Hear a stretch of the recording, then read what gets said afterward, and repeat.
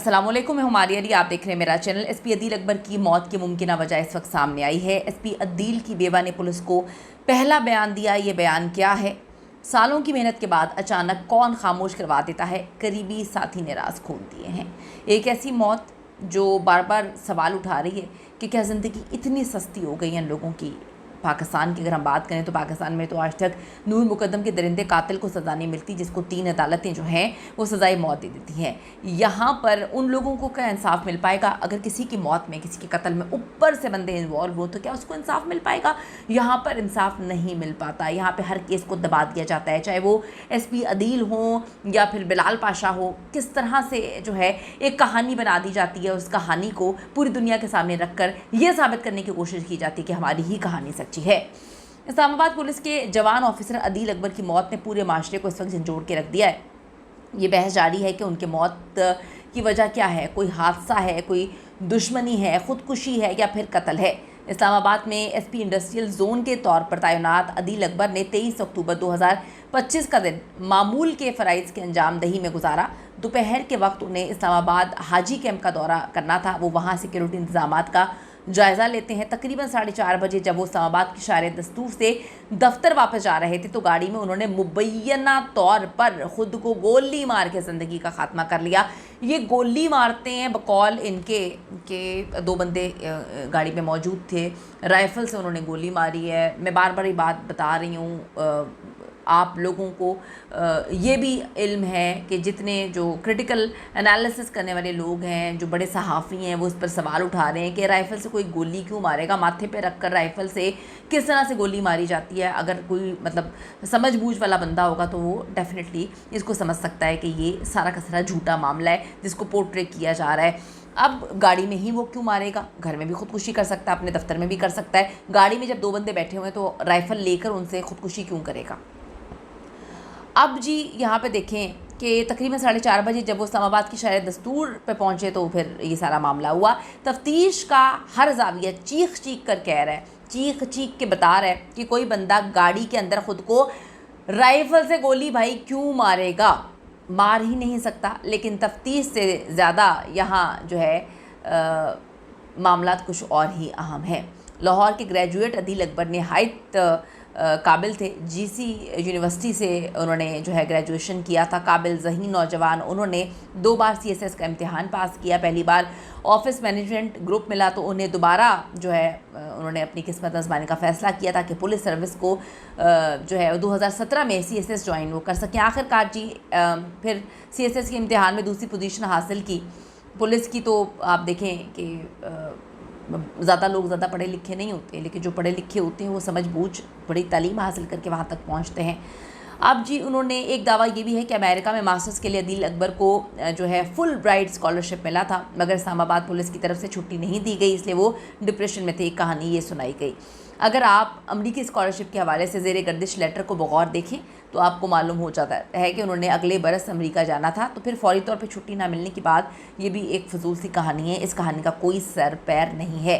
हाँ, अलबत्ता एसपी अदील अकबर को डेंगी जो है वो हुआ था। 20 अक्टूबर से 22 अक्टूबर तक उनको बुखार था और उन्होंने जो है वो दरख्वास्त भी दी थी जो मंजूर नहीं की गई। बाज़ लोग ये भी सवालात उठा रहे हैं कि एसपी अदील अकबर ने गाड़ी में अपने मातहत से SMG लेकर ख़ुद को गोली मारी तो किसी ने उनको रोकने की कोशिश क्यों नहीं की, और गाड़ी में बैठकर क्यों मारेंगे? लिहाजा ये खुदकुशी नहीं बल्कि कत्ल की वारदात है जिसे मिलकर छुपाने की कोशिश कर रहे हैं। वो कहते हैं एक चोर दूसरे चोर को सपोर्ट करेगा। ये कहानी जो है वो दुनिया के सामने आती है, लेकिन तारीख गवाह है कि ऐसा पहली बार नहीं हुआ है।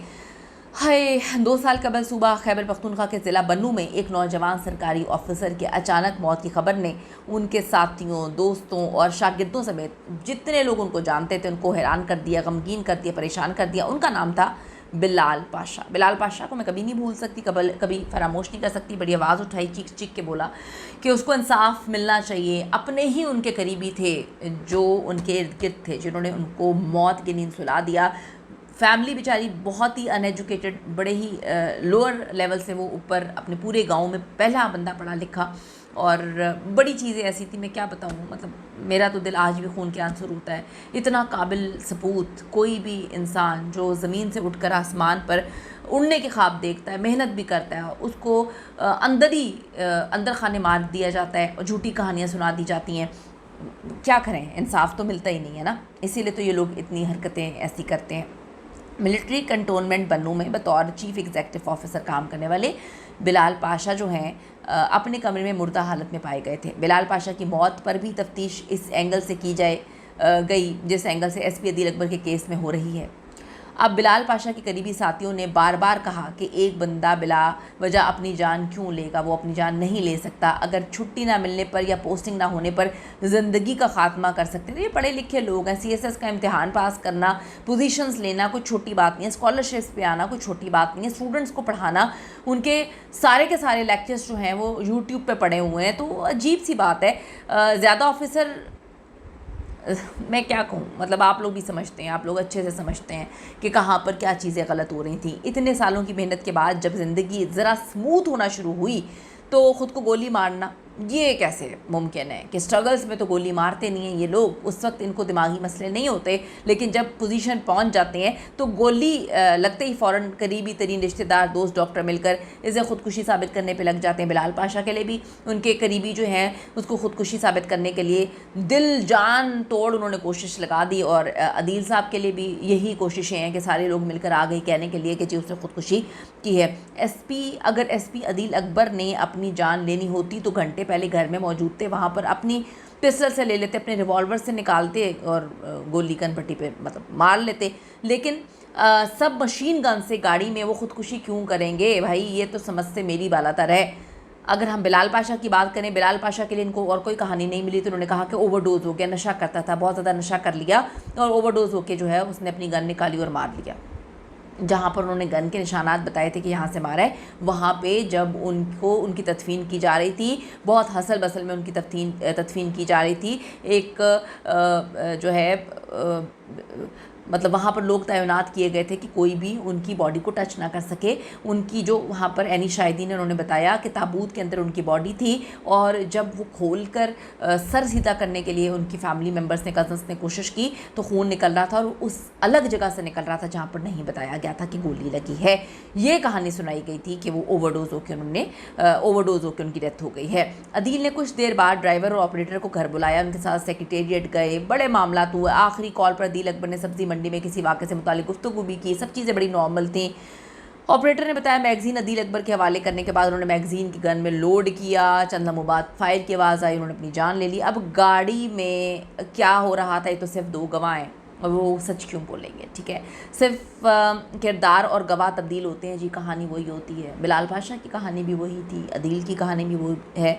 मैं ये बात समझने से कासिर हूँ कि इस कदर अहम मनसब पर विराजमान शख्स इस कदर कमज़ोर आसाफ का मालिक हो ही नहीं सकता कि मामूली सी बात पर ख़ुदकुशी कर ले।